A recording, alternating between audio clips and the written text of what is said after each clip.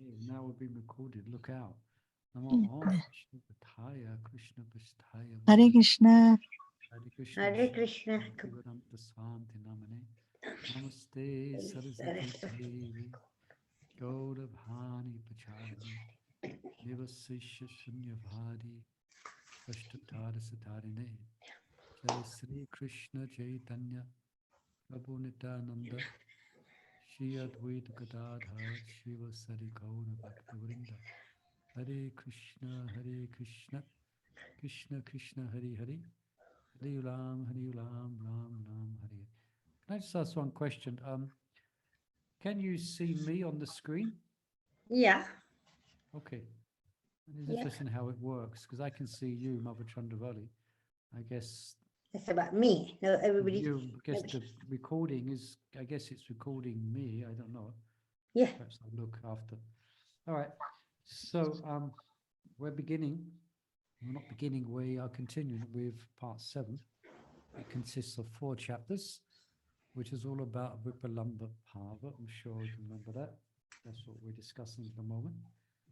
And we're just coming to the end of chapter 34, which is entitled Gauranga and Vipralambha Seva. So service in the mood of separation, Vipralambha Seva. And the next chapter is called Cultivating Vipralambha. And then we have the perfection of separation. It's chapter 36. All right. Krishna Prabhu, is it only for me? It sound is very low. Is it only for me? No, it's not for you. I've turned the gain down. Okay, I'm going to turn it up. Thank you, Prabhu. Is that better? Yes. Thank you. Okay, I'll turn what's called the gain up. I was doing a recording and I had to turn it down. Okay, so I think Mother Chandravali, if you have your copy there on page 688. Okay, so Maharaj is now explaining some of the benefits of cultivating vipralambha for a sadhaka, right? So we can hear some of that. Excuse me. As separation-induced attachment to Krishna increases, so too does the devotee's desire to hear and chant about him. And while vipralambha bhav may not reveal much of its riches, chanting and hearing do. Thus, at sadhana, the pain of separation already invokes a simultaneously occurring emotion of joy. Excuse me 1 minute, just gonna.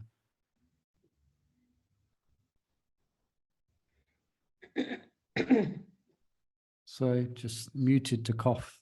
Hare Krishna. All right. Okay. So for a sadhaka, I guess there's feelings of vipralambha for a sadhaka, and there's feelings of vipralambha for a perfected devotee. And there's a difference between the two. But still, for a sadhaka, it's very favorable. And it's needed. Yeah. Thus at sadhana, the pain of separation already invokes a simultaneously occurring emotion of joy. Again, comments, questions, please feel free to interrupt, no problem. A greatly anticipated gift is more valued than one immediately delivered. Similarly, many years of service and separation increases the sadhaka's pleasure when he finally meets Krishna face to face. And so it continues for eternity in pastimes of love. Vipralambha forever increases the pleasure of Shambhoga. Indeed, the happiness of meeting is not fully appreciated without a corresponding experience of separation. Just as salt keeps water fresh, vipralambha keeps the joy of meeting ever relishable, ever enhanced. And there's a quote here. Quote, the ornaments of love in separation decorate the mood of love in union. Okay, nice. Well, 1 second, someone's trying to get in. Let me just think they're in Hare Krishna. Okay, let's read that again. The ornaments of love in separation decorate the mood of love in union. Okay, unquote. As inseparable as vipralambha is from prema, so too is dainya, humility. In chapter 21, we've explained the relationship between utter humility and love for Krishna, as well as the important role that humility plays in sadhana. Since both humility and separation are limbs of love, they are thereby interrelated. Okay, so one nourishes the other. Yeah? They nourish each other. Chaitanya Mahaprabhu stresses the importance of humility as a prerequisite for a sadhaka to gain firm faith and to become steady in Nam Bhajan. Okay, is Anupama's trying to get in? Okay. Moreover, in the absence of efforts to cultivate humility, a devotee will commit offenses and so curtail every chance at winning Krishna's favor. The Lord does not like proud devotees. Kaviraj Goswami therefore suggests that a sadhaka keep the culture of humility in the forefront of his meditations. Commencing on the verse beginning with Trinadapi Sunichena, the Acharya writes, quote, Udva Bahokari Kohon Suna Savaloka Nama Shrutri Kanti Pari Kanti Eshloka. Raising my hands, I declare, everyone, please hear me. String this verse on a thread of the holy name and wear it on your neck for continuous remembrance. And that verse is Trinadapi Sunichena. Okay. Any comments or questions? So we have to cultivate humility and separation. We're cultivating the feelings for separation. Also, we have to cultivate.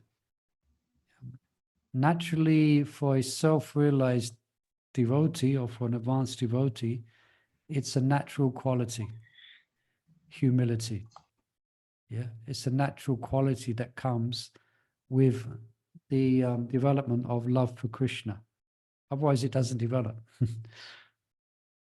And the residents of Vraj, they exemplify it, and especially Radharani, she exemplifies this humility. Yeah. I think I might explain before where if you was to meet Radharani, should we be so blessed, when she would hear about your service, she would consider you to be more advanced than her. Yeah. She would offer you praise and want to, and would ask for your mercy. Inconceivable as that sounds, yeah. Prabhu, I Yes, heard yeah. Hare Krishna. Hare Krishna. I heard that like humility is just knowing your actual position, which is insignificant. Yeah, that's a in good relation definition. to. Yeah. So yeah, I try and do that. Like just try and maintain consciousness that actually I'm very insignificant. I mean, there's so many like living entities, and there's so many people, there's so many like gopis, everyone's serving Krishna very nicely. So I mean, we're just trying to learn how to serve Krishna. So if you think, like that, you're probably, Yeah. not gonna like get too proud or this or that. Yeah. Yeah, that's very good. That's exactly what it means to cultivate humility. And it's not something we do once, it's something we have to constantly do. Because Hare Krishna, Prabhu. because the tendency of us conditioned souls is to become proud. So it's always a good sadhana to always consider ourselves to be lower, to be lower than anybody else. And that's why every morning in most temples we chant this verse, Trinadapi Sunechena. So yeah, we have to And that's and as Mother Lavanga said, that's our natural state, and that's where we will feel peaceful when we come to terms with our insignificance. It's part of spiritual life. It's part of spiritual development to come to terms with our insignificance. Yeah. And by doing that, we find we can be free of a lot of anxiety. Yeah, a lot of anxiety comes from false ego or false identification and trying to maintain who we think we are. It takes a lot. But when we understand that we are insignificant, that's our natural position. So therefore we can taste happiness. Yes, Mother. Nitai Mother. Yeah, Prabhu, I was thinking if if we are always grateful, so then we will be always in mood of separation because you are grateful. Because today whatever we are, because then we think of the Lord all the time. If you are very grateful, do you want to connect these, Prabhu? Yeah, you could say, yeah, that's nice as well. Grateful.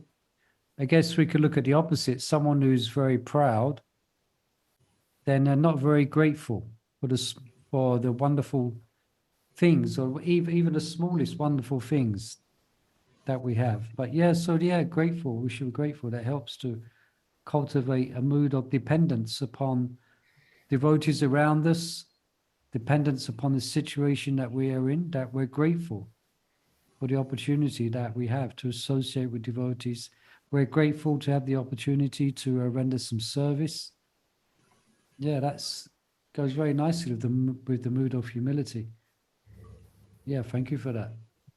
I always try and remember, Prabhupada's talking to Krishna Maharaj about who you are, how little. Oh yeah, that's a nice one. So I can, but then I wanted to ask you about, like, say when you cooking, okay, and then you really want to be nothing. You are nothing anyway. Your mood is like that, but you are in that situation that, okay, you have to be kind of a lead cook or whatever.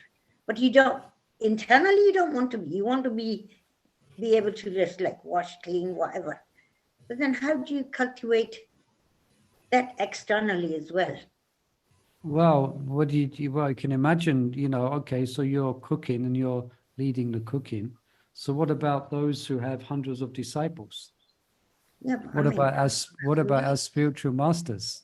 Yeah, but what about me? I want to be in that, like, I'd rather be doing the helping thing, but No, what I'm trying to say is that in positions of responsibility, it entails a deepening as a need to deepen our sense of humility. So I'm trying to say, okay, you've got some people helping you cook, but what about spiritual masters who've got people bowing down before them, or sannyasis, everyone's bowing down before them, everyone's praising them, everyone's treating them. Spiritual masters are treated like they're God. Shakshat Tatvidvena, they're representative of God. So the depth of so you can imagine that the depth of contemplation that's needed is very deep if you're in a position of responsibility. I think the example is given just like a tree. When it bears fruits, then the branches bow down. Yeah. Yes. So the more responsibility that we may have, then it's more important that we deeply cultivate humility and constantly praying. I'm just reading a verse today in Manashiksha, Raghunath Das Goswami. He prays like that. He prays, "My Lord, please free me from pride." Yeah. And it's something we have to keep on doing because we have the natural tendency to become proud.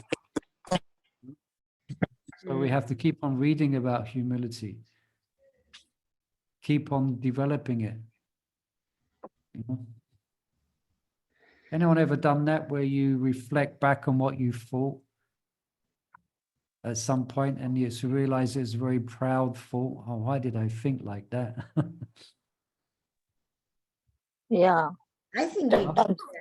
Yes, Prabhu. Yeah, so when we read about humility, it helps us to remind us as well, you know. And so interesting, it's correlated here with feelings of separation. I was Yeah. thinking, Prabhu, a small, I don't know, it came to my thoughts now. It's like a bush or a tall tree. For the wind, the bush will stay strong because you know, your position is low, and then I have to get really rooted properly. So I won't go with the wind. But the tall tree, they say, oh, I'm growing tall, I'm fine. So Nice I go example, yeah. smash, finish. Yeah, unless it's a palm tree, they're quite good. Yes, yes, yes. But Palm yes, trees, yeah. yeah, it's something. It's you could say it's a constant. It needs to be we have to meditate on a lot of things as sadhakas, as devotees, but one of the things should be a constant development, is to cultivate humility. I probably won't be able to find it, but I'll just paraphrase it. There's one quote I had that humility is seen not in the times when it's apt to show it within assembly, say for example of Vaisnavas, but humility is seen, should be seen in our everyday dealings with people in general, not just when we're in a what's the word for a formal situation. You know, when you're giving a class, oh, please, all Vaishnavas, please give me your mercy. Please allow me to speak. It's kind of formal. You're making that declaration. But real humility is seen in our activities outside of that, you know. I'm just paraphrasing this quote like that, you know. Yeah. Should always, are we acting in humility when we have to meet an adverse neighbor? Or are we dealing in humility when we have to, the things we have to deal with? Of course, sometimes there sometimes when we should stand our ground? And sometimes that may be there. It's called a time, place, and circumstance. That's another subject. Anyway, let's read on a bit. In short, humility is essential for a sadhaka. In a siddha, it is raised to the superlative stage of utter humility, dhanya. As prema appears in degrees of excellence through practice to perfection, so does dhanya. Yet whether in sadhana or sajja, perfection, humility needs to be, Maharaj says it needs to constantly be honed. You know what that means? Honed. You have to work on it. You have to constantly work on it. And the ability to humble a Vaishnava is one of the wonderful effects of vipralambha. Yes, just as Mother Navanga was saying. I'm so insignificant. What hope do I have of obtaining the great mercy of the Lord? You know? So the ability to humble a Vaishnava is one of the wonderful effects of vipralambha. Yeah. So we are separated from the Lord. How does this honing take place? Maharaj asks a question. Humility and separation nurture each other, as we mentioned. But I just finished this chapter, and then Mother Chandravali, perhaps you can take us into the next chapter. It's good the way you're reading. Okay, let's see. Okay, if we follow how Chaitanya Mahaprabhu would recite his own Shashastaka prayers, we see a relationship of mutual and escalating cause and effect between separation, humility, and love. They each nurture and intensify the other. This also has been explained by Krishna in the earlier commentary by Chakravarti Thakur. Yeah, one thing that comes to mind here, sorry to keep stopping the reading, but if we're not getting adequate association of Vaisnavas, then there's a good chance, because sometimes we may be not even aware that we're proud, you know, if we're not associating with Vaisnavas. But if we have close association with Vaisnavas, then any pride will stand out, as they say, like a sore thumb. You understand? It will stand out and will yeah, it will make itself known in our dealings with Vaishnavas. But if we're not associating with devotees, then we may not know, then we may not be aware that we're becoming overly proud. So that's okay. Marge, after glorifying the holy name in the first verse, the humility of a beginner, Jeto Dapanam Marjanam, yeah, who feels unqualified for Nam Sankirtan, arose in the Lord. Nam Namakahara Bahodaniva Shaktis. Yeah. He spoke the second verse, beginning with Nam Nam Akari Bahoda. All right. Thereafter, Chaitanya Mahaprabhu took heart and spoke the key to awakening love of Godhead in the third verse, Trinadipi, yeah, which describes the humility of a true sadhaka. Tasting the meaning of this verse with his associates, Lord Chaitanya thought that although feeling distant from it, perhaps he too could one day practice pure devotion. Okay, so that's a common thing that we should be meditating like. Yeah. A symptom of pure devotion is that a devotee always feels himself unworthy, and with increased humility, Chaitanya Mahaprabhu then spoke the fourth verse, Nadanam Najananda Sundarim. Considering himself a conditioned soul, yet having great faith in the power of pure devotion, Lord Chaitanya expressed his desire for eternal service. And with even greater humility, he spoke the fifth verse, which addresses the Lord of the son of Nanda Maharaj. Would Krishna again accept Gauranga as his servant? Great hope arose in Chaitanya Mahaprabhu that Krishna would. After all, Krishna is an ocean of mercy. Feeling great eagerness for bhava, but considering himself unqualified for it, the first stirrings of real dainya appeared in the Lord, as he spoke the sixth verse for ecstatic devotion. Now, I do know these verses, but I just want to, Maharaj said it's an appendix at the back, so it's good. Yeah, so the,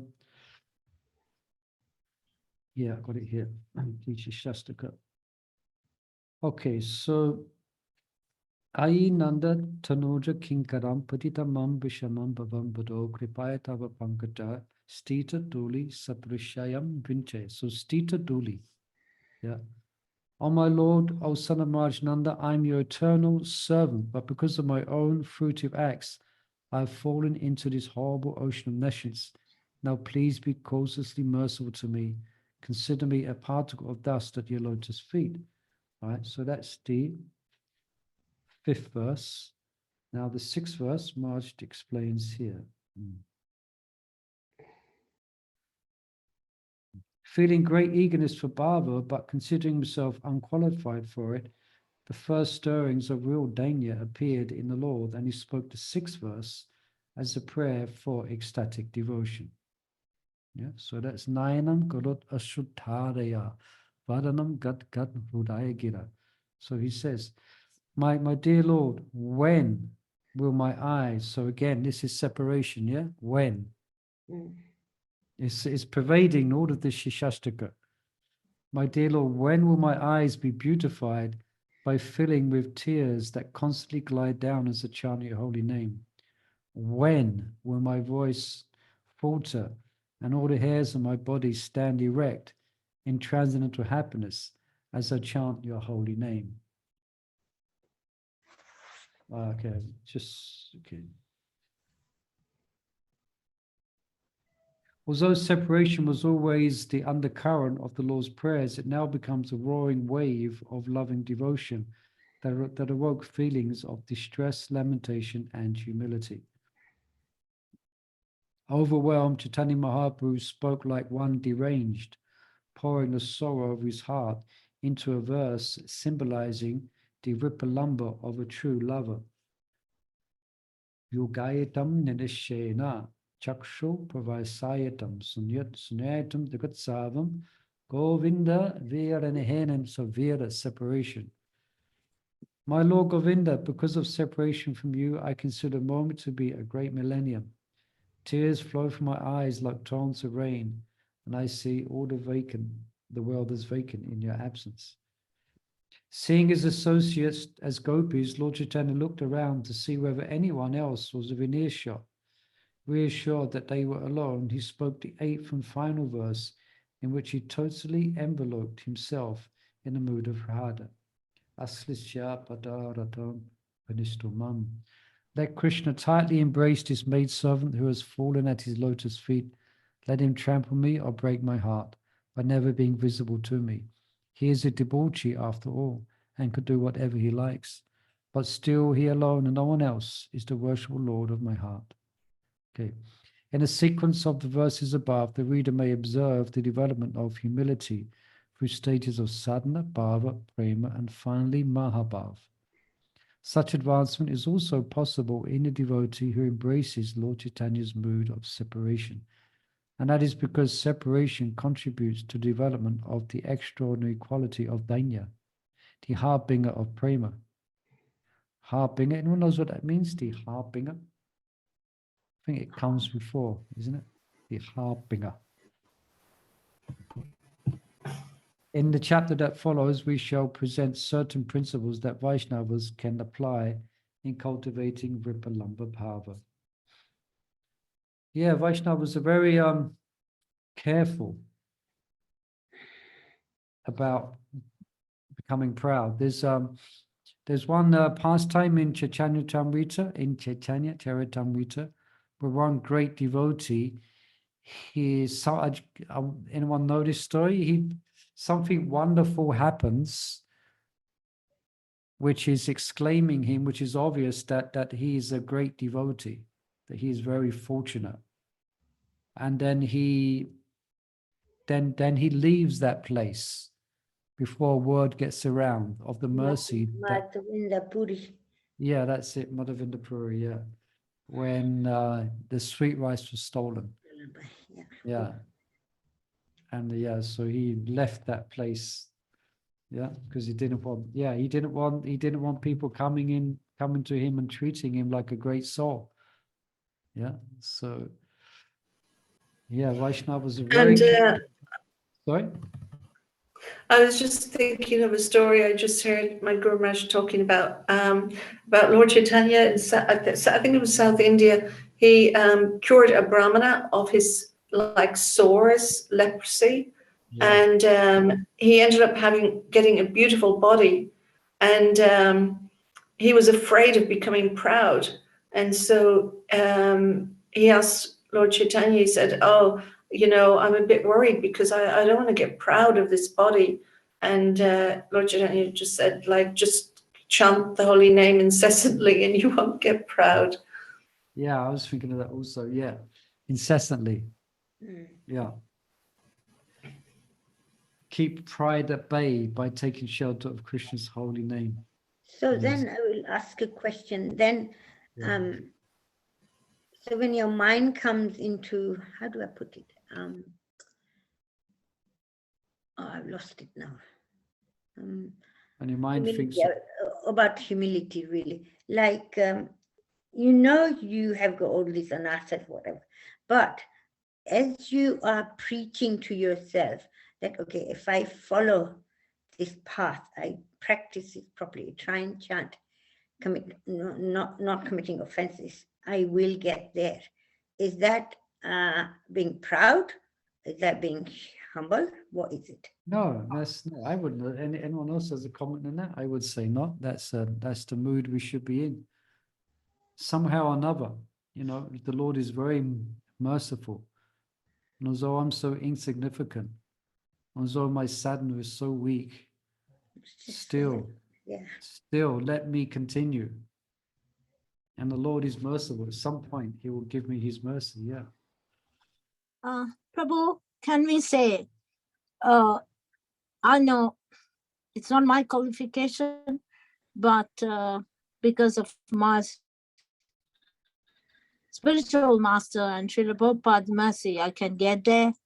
So, Yeah, it's another. Anyway, I will do whatever I have to do. Yeah. So devotees, it sounds like we're quite familiar with this cultivation of humility. This is the inner voice of a devotee, of a sadhaka. Yeah, that's correct. Yeah, by the mercy of my guru. And Prabhupada exemplified great humility as well, isn't it, in that regard? He would see that his disciples were representative of his Guru Maharaj.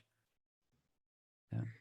And when persons would try to praise Prabhupada's great accomplishments, he would always put it down to the mercy of Bhaktisiddhanta Saraswati Thakur. Yeah. So as Maharaj says, we should hone in this feeling of humility, cultivating it, So on that point, like not a blade of grass moves without Krishna's sanction. So how can we even endeavor to make any effort unless Krishna gives us his mercy to make that effort? Yeah, well, that's a prayer of humility as well. Oh dear, I've been doing all that in the original candle has to be lit somewhere. So, my Lord, please, you inspire me. Yeah, we should pray like that to Krishna. Gosh, you never know that this is humility. You kind of do these things and just shows in like when we talking like this in readings. Yeah, no, yeah, as it's come up and you think, okay. Yeah, because it's very important in spiritual life. So it's stressed throughout Prabhupada's books, and it comes up a lot in classes, So it plays a big role. That's why, Prabhu, I was asking about being grateful. That's a simple word. It's not a simple word. It is like our full philosophy is lying on being grateful. Yeah. Thank you, my Lord, for this great mercy. Yeah, upon me. I'm so undeserving, but you're so kind. You've given me this facility. You've given me that. There's that common saying, devotees say, unless you're grateful, you're a great fool. Yes. Yes. Unless you're grateful, you're a great fool. Right, and so chapter 35 is entitled Cultivating Vipralambha. Right?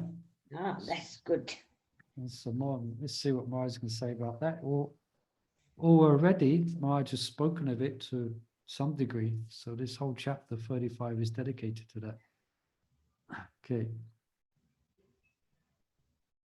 Would you like to read, Mother Chandravali? I can read, but if it doesn't sound like as good as yours, then I will. Well, I've got the microphone, that's why. No, it's not that. It's the emotion, the feelings, that the way you talk and stop, and I will be just reading like a parrot. Okay. Cultivating vipralambha. A confidential aspect of separation is the bliss it generates in both lover and beloved. This is not an easy topic to comprehend, for it has both contradictory and inconceivable aspects, and thus requires faith and spiritual maturity.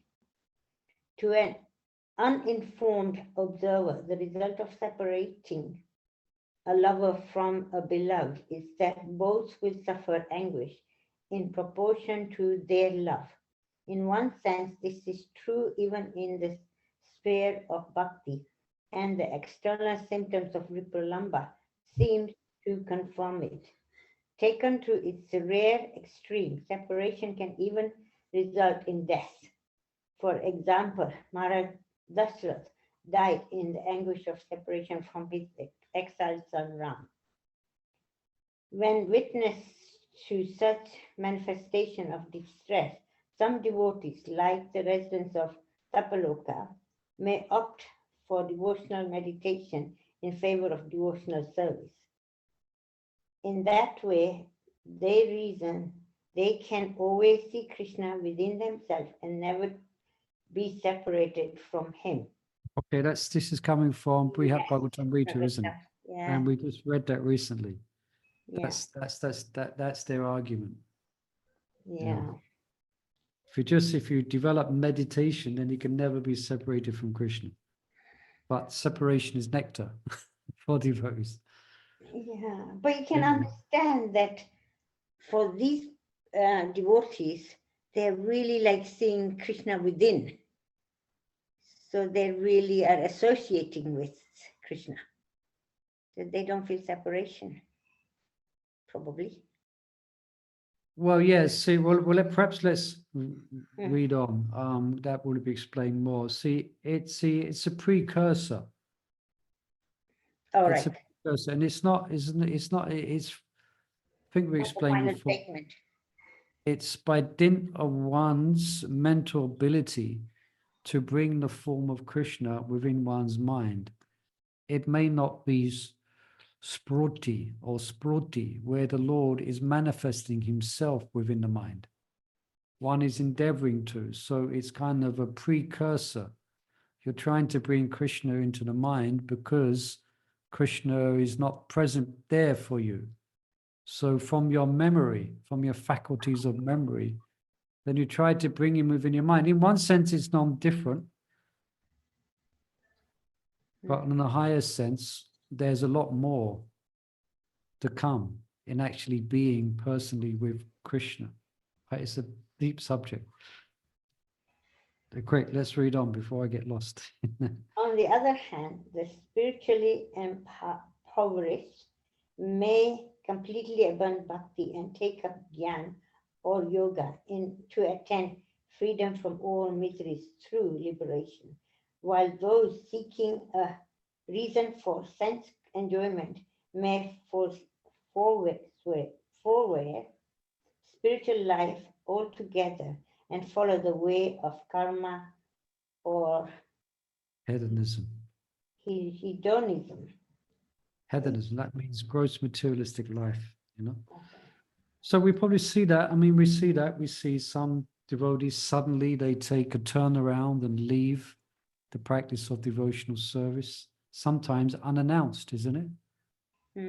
Or unbeknown. They're here one day and they're gone, as they say, the next, Because Maharaj mentions the reasons here, yeah. Anyway, can continue, yeah. But devotees who are fixed in devotional service will place themselves in the hands of Bhakti Devi, firm in the faith that she will always do for them what is spiritually best. If we reflect for a moment on the nature of pure devotion, we can better understand the nuisance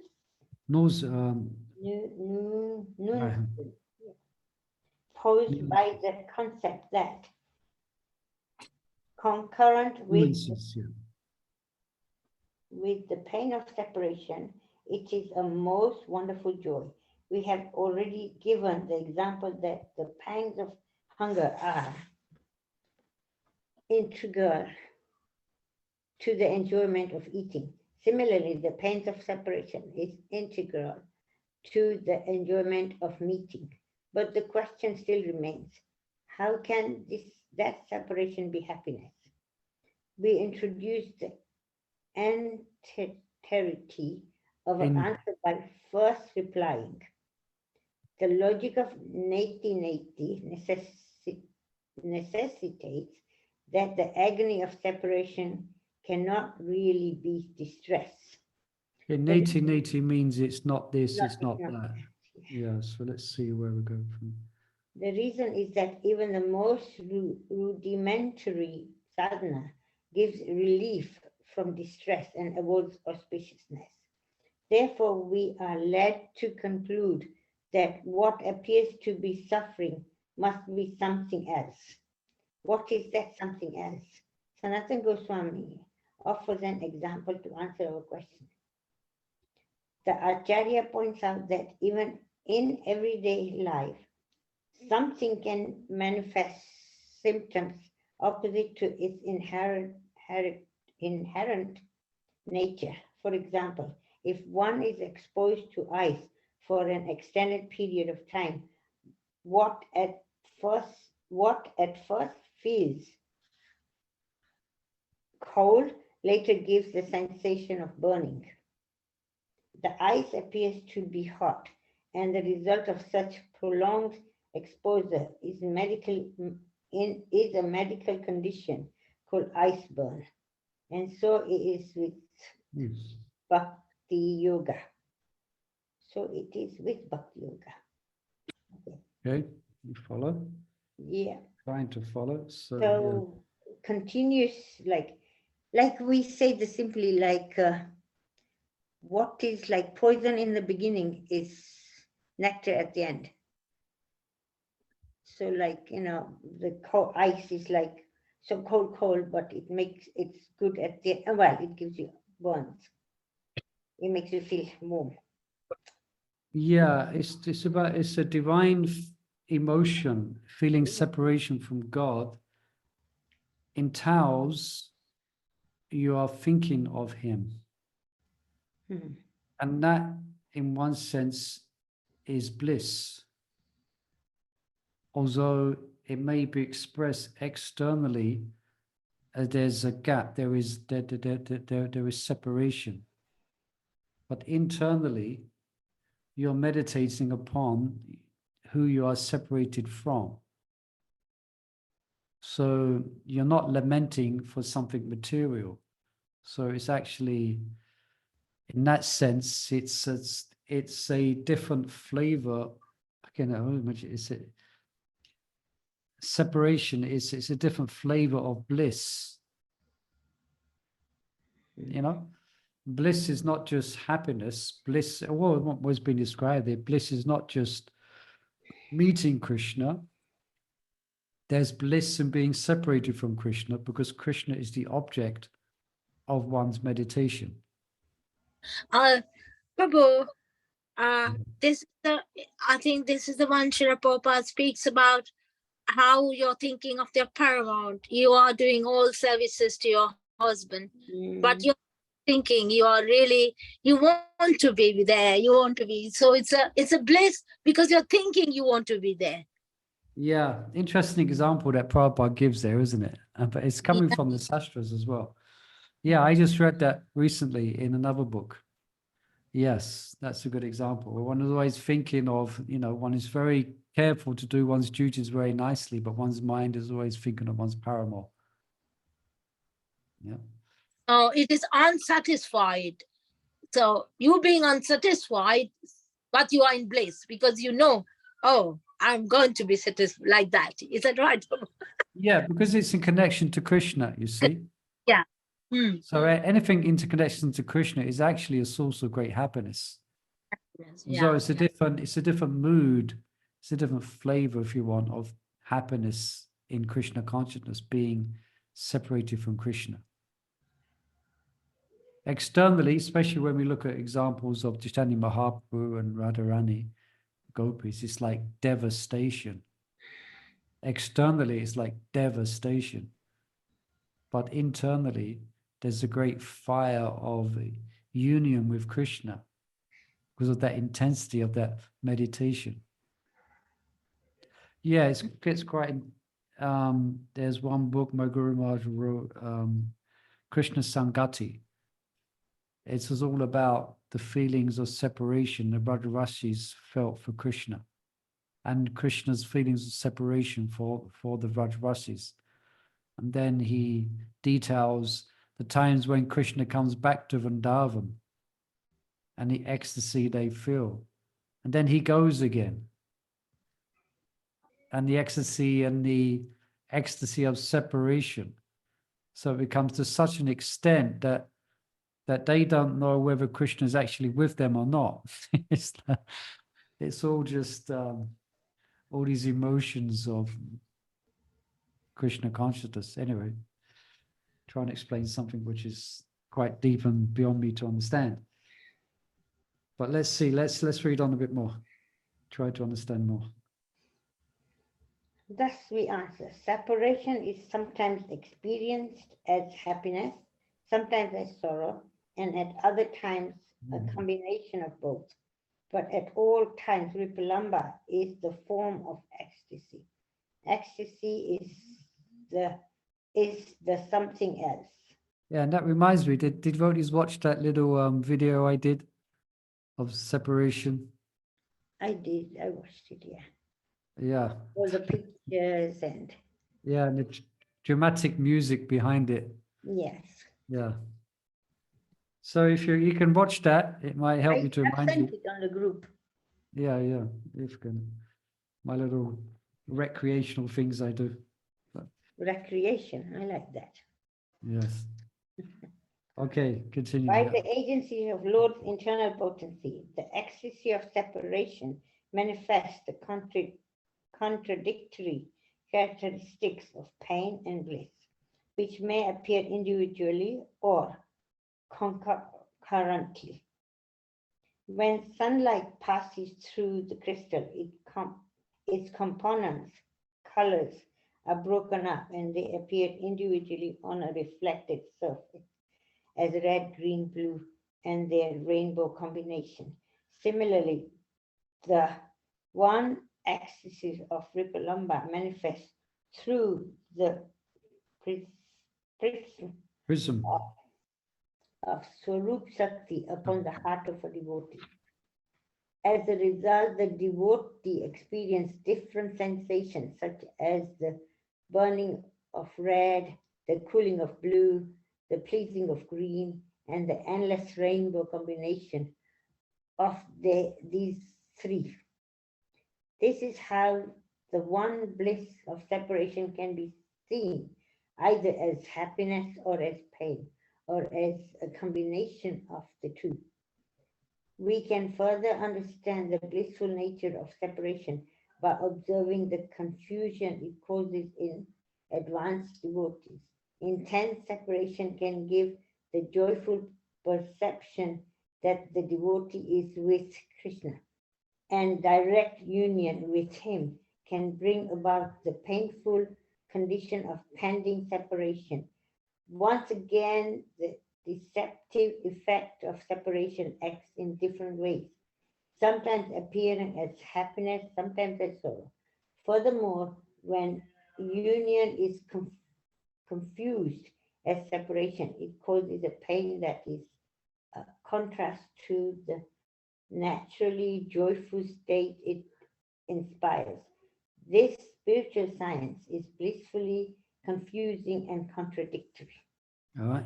So if anyone's confused, it's okay. We're supposed to be confused. Yes. This spiritual science is blissfully confusing and contradictory. All right. Anyone out there? Any comments? 7 devotees with us? Hare Krishna. All right. I can just read for the last 10 minutes. Yes, And, please, yes. section here. Yeah, every time we sit down to a chant japa, we feel separation. Yeah, we're trying to think of Krishna. We're trying to meditate upon Krishna. Yeah. So japa is very good for developing this separation, because the translation of the mantra is that you're praying to be engaged in Lord's service. You know? So it's a mantra of separation, actually, the Maha Mantra, and of meeting. Separation of meeting, it's all there in the Maha Mantra. Right. I think Prabhu Harinam Chintamani, we said no, Hari Maha Mantra is like a deity, not like a deity, sorry, deity. Yeah. It's a Lord. Yeah, I think we did read like that, no, Prabhu? Yeah, where'd you get Harinam that? Chintamani. Oh, Harinam Chintamani? Okay, yeah, thank you. Yeah. Yeah, Harinam, Yeah. the Maha, like a deity. they like, yeah. Yeah, thank you for that. So that is why I think, okay. Your voice is breaking up a bit, difficult to catch everything you're saying. I know, Yeah. Prabhu, what can I do?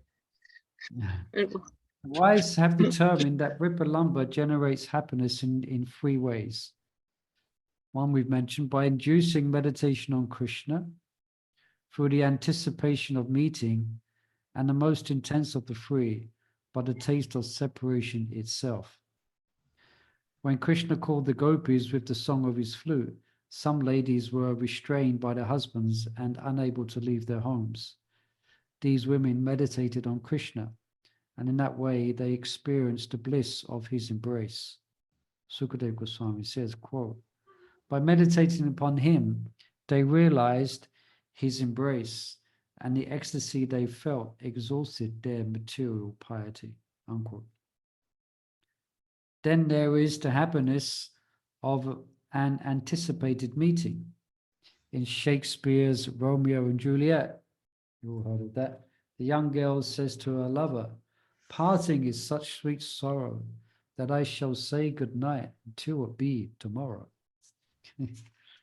Here the oxymoron, sweet sorrow, okay, sweet sorrow, means that their parting is sweet because it forces them into thoughts that their next meeting and the happiness it will bring.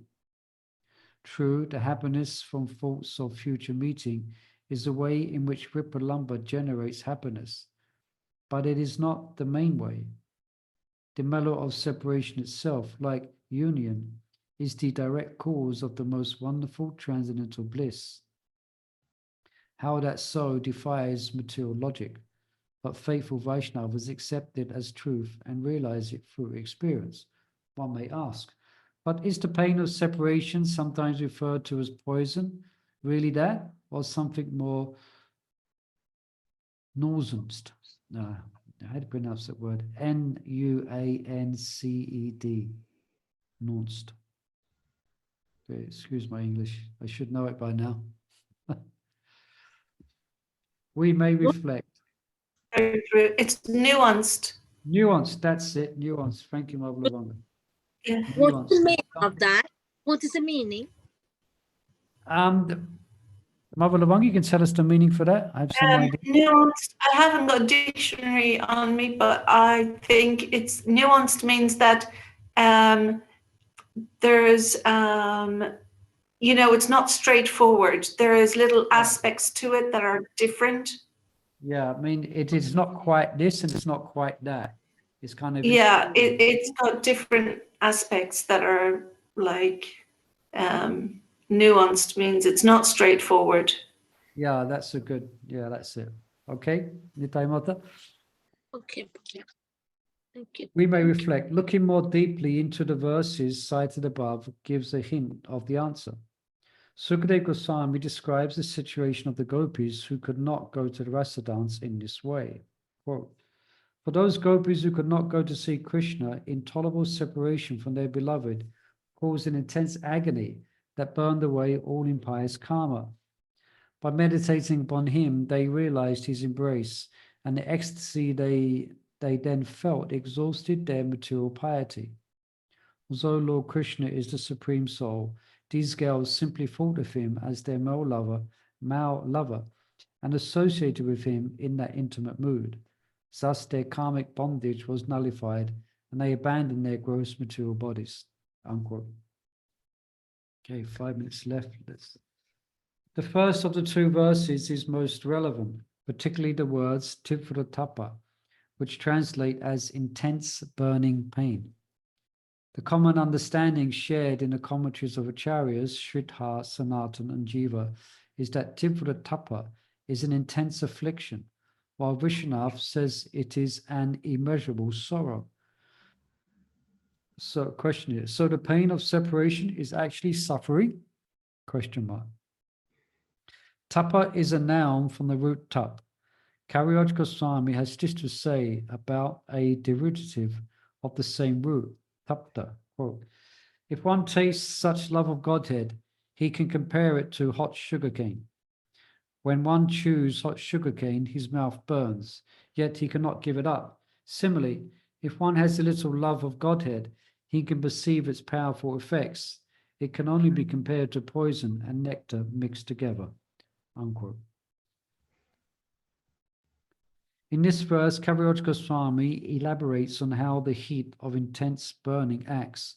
He gives the brilliant example of hot sugarcane, which is simultaneously intolerably hot and irresistibly sweet. It is both painful and pleasurable. All right. So some things are both. Some things are painful. Some things are just painful. Some things are just pleasurable. But vipralambha is both. All right. It's both painful and it's pleasurable. Inconceivable. But same time, interesting. Yeah. So such things exist, and this emotion of separation from Krishna is painful and it's pleasurable.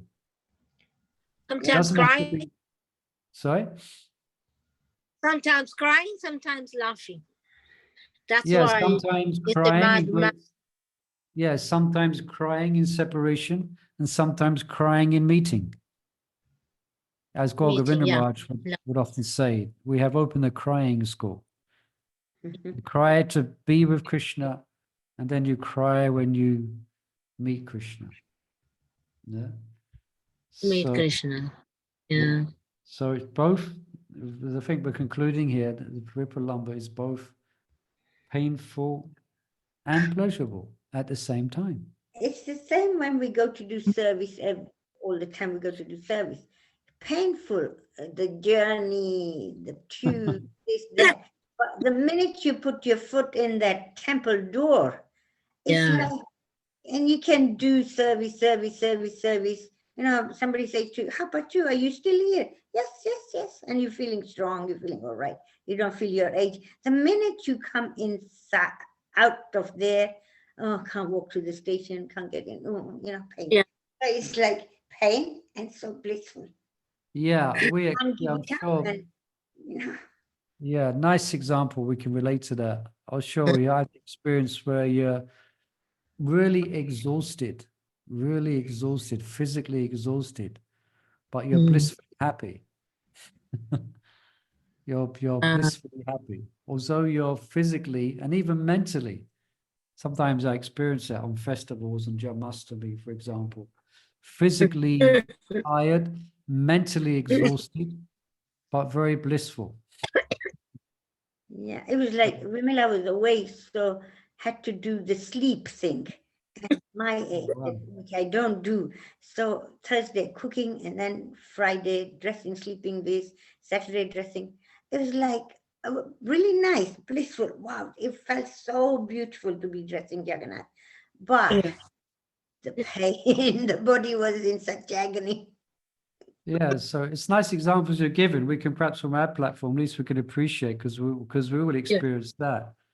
Similar to we're experiencing simultaneously contradictory emotions. You know? Yeah.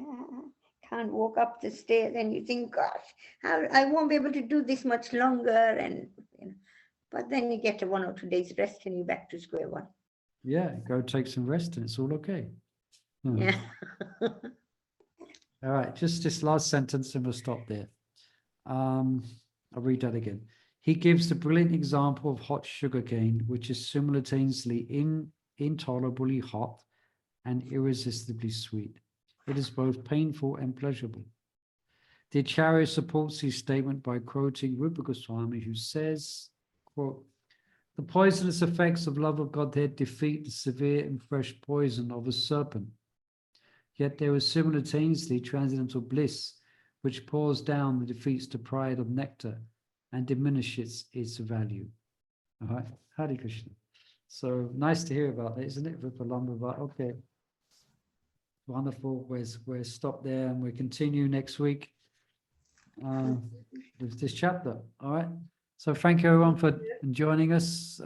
Please join us on Wednesday for Bhagavad Gita.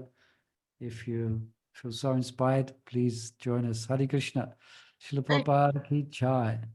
Hare Krishna, Hare Krishna, Hare Krishna. Krishna. Thank you. Hare Hare Hare. Ram, Hare Hare. Ram, Thank you, Prabhu. Ram, Hare Hare.